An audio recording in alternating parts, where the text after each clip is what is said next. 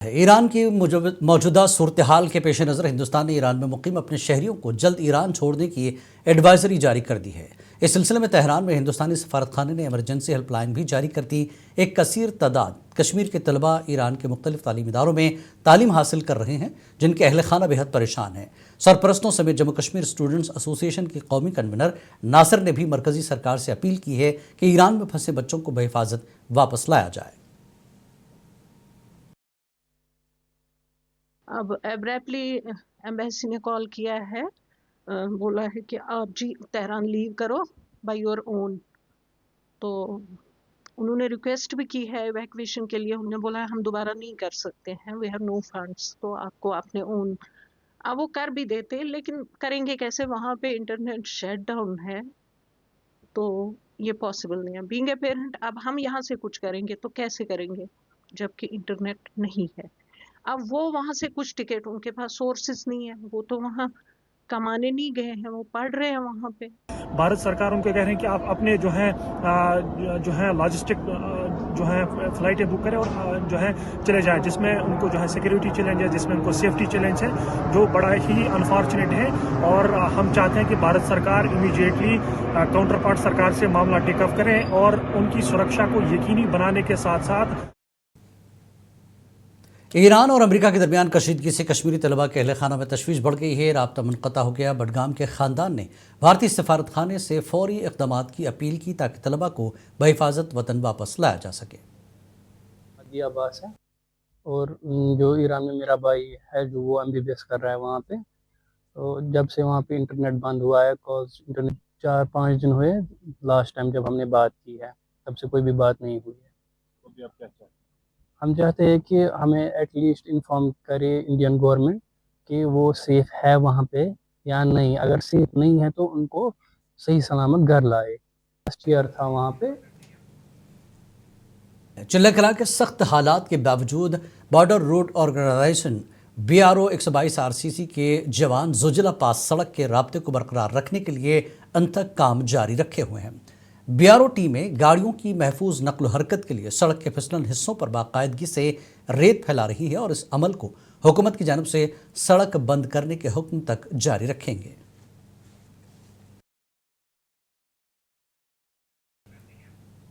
National conference کے town صدر بشیر احمد نجار نے وزیر اعلیٰ عمر عبداللہ کا شکریہ ادا کرتے ہوئے کہا کہ تعلیمی اداروں کو سیاست سے دور رکھا جانا چاہیے، اور انہوں نے جنوبی کشمیر میں لاء کالج قائم کرنے کا مطالبہ کیا اور MSME سیکٹر میں بند صنعتوں کی بحالی پر زور دیا۔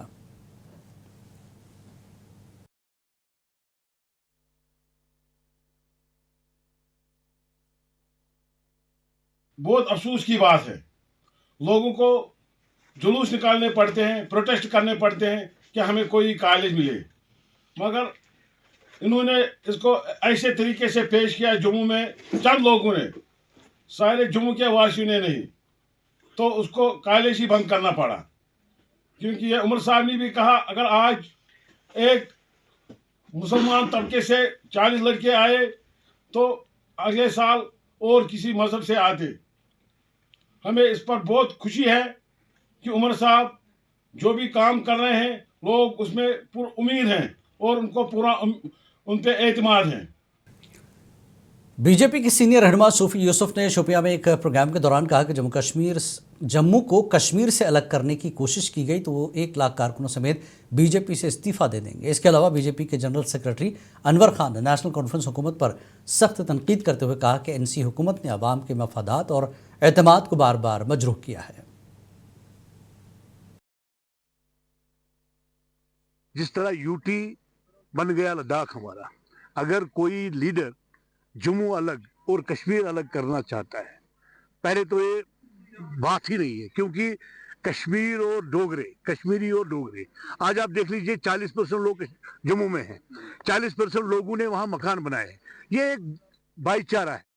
نئی بستی قدر میں جل شکتی محکمے کی جانب سے بچھائی گئی پانی کی سپلائی لائنوں میں لیکیج سامنے آئی ہے، جس سے عوام کو مشکلات اور پانی کی ضیاع کا سامنا ہے۔ مقامی لوگوں نے فوری مرمت کا مطالبہ کیا۔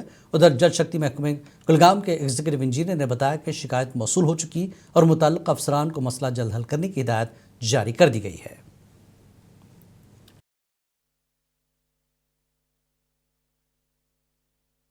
हाँ, ये कंप्लेंट आपके चैनल के वसादत से मैं आपको ये बताना चाहता हूँ कि ये कंप्लेंट मेरे ऑफिस में भी पहुँची है कि कोई हमने रिसेंटली कुल 30-40 पाइपें वहाँ पे 1.5 इंच की डाली थी, जो कुछ घर रह गए थे, अनकनेक्टेड हैबिटेशन थी, तो उनको हमने डायरेक्ट बूस्टिंग। हिमालय ब्रिगेड ने बारामूला में साबिक फौजियों की एक रैली का इनेकाद किया, जिसमें डुगर डिवीजन के general officer commanding major general Manoj Joshi मेहमान खुसूसी थे। डीसी बारामूला मंगा शरप्पा, जिन्होंने दीगर आला फौजी अफसरान और सिविल मुअज़्ज़िज़ीन के साथ रैली में शिरकत की। इस मौके पर 330 से ज़ायद फौजी, वीर नारी और उनके ज़ेर कफ़ालत अफराद शामिल हुए। मेजर जनरल मनोज जोशी ने यकीन दहानी कराई कि साबिक फौजियों के मसाइल जल्द हल किए जाएंगे।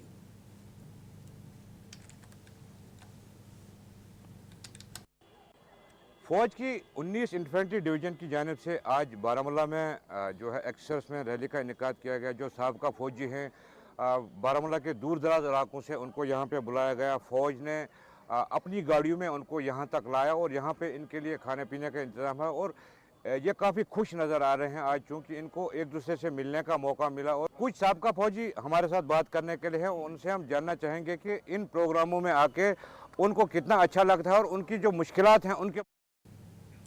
हिंदुस्तानी फ़ौज ने 10वीं साबिक फ़ौजियों के दिन के मौके पर डूडा में साबिक फ़ौजियों की रैली का एक कामयाब इनेकाद किया, जिसमें फलाही स्कीमों और तिब्बी सहूलतों के बारे में बेदारी फैलाई। रैली में ब्रिगेडियर सुनील मिश्रा और दीगर सिविल मुअज़्ज़िज़ीन ने शिरकत की और फ़ौज की जानिब से साबिक फ़ौजियों के लिए गैर मुतज़लज़ल वाबस्तगी और उनकी कुर्बानियों का एतराफ़ किया गया।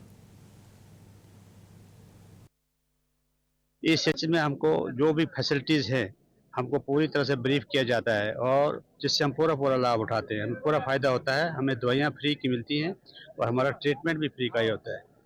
इसके अलावा जो हमारा पेंशन का कोई प्रॉब्लम होता है वो हम सोल्जर बोर्ड के अफसर के थ्रू अपना प्रॉब्लम को हल करते हैं और एक ऐप इन्होंने बनाई हुई है सिफारिश की, और उसके थ्रू भी हम। ज़िला पुंछ के अवाम ने अब डिप्टी कमिश्नर पुंछ अशोक कुमार शर्मा की खिदमात को सराहते हुए तारीख़ मुग़ल शाहरा की बर्फ़बारी के बावजूद गाड़ियों की आमदरफ्त के लिए मुसलसल सफाई पर खुशी का इजहार किया। अवाम ने उम्मीद ज़ाहिर की कि मुस्तक़बिल में भी शाहरा को साफ़ किया जाएगा, ताकि बड़ी गाड़ियों की आमद रफ्त को मुमकिन बनाया जा सके और अवाम को मज़ीद राहत मिल सके।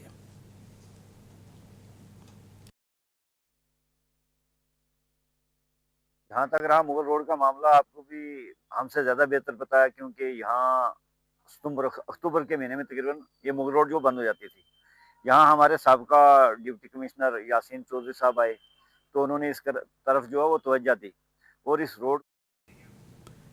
एसएसपी कुपवाड़ा और अल्ताहिर गिलानी की हिदायत पर डीएसपी मुबशर नियाज़ ने ज़िले भर में मुख्तलिफ कोचिंग इदारों, लाइब्रेरियों और कंप्यूटर इंस्टीट्यूट्स का मुआयना किया। मुआयने का मकसद CCTV निगरानी, फायर सेफ्टी और तलबा के लिए हिफाजती इंतजामात का जायज़ा लेना था, जिस दौरान तालीमी सहूलियात और बुनियादी ढांचे का भी तफसीली जायज़ा लिया गया।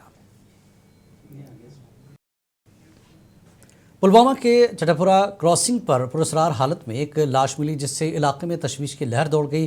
पुलिस के मुताबिक मुतवफ़ी की शनाख्त नवाज़ मंजूर भट्ट के तौर पर की गई है, जो गुज़श्ता रोज़ से लापता थे, और उनकी मौत के असबाब जानने के लिए तफ्तीश जारी है।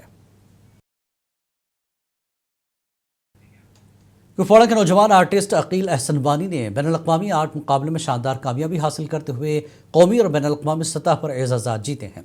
अकील अहसन वानी ने अपनी गैर मामूली फ़नी और साइंसी सलाहियतों के ज़रिए स्केचिंग की महारत से दुबई में मुनक़्क़दा एक बैनुल-अक़वामी आर्ट मुकाबले में अपने फ़न का लोहा मनवाया और एजाज़ हासिल किया।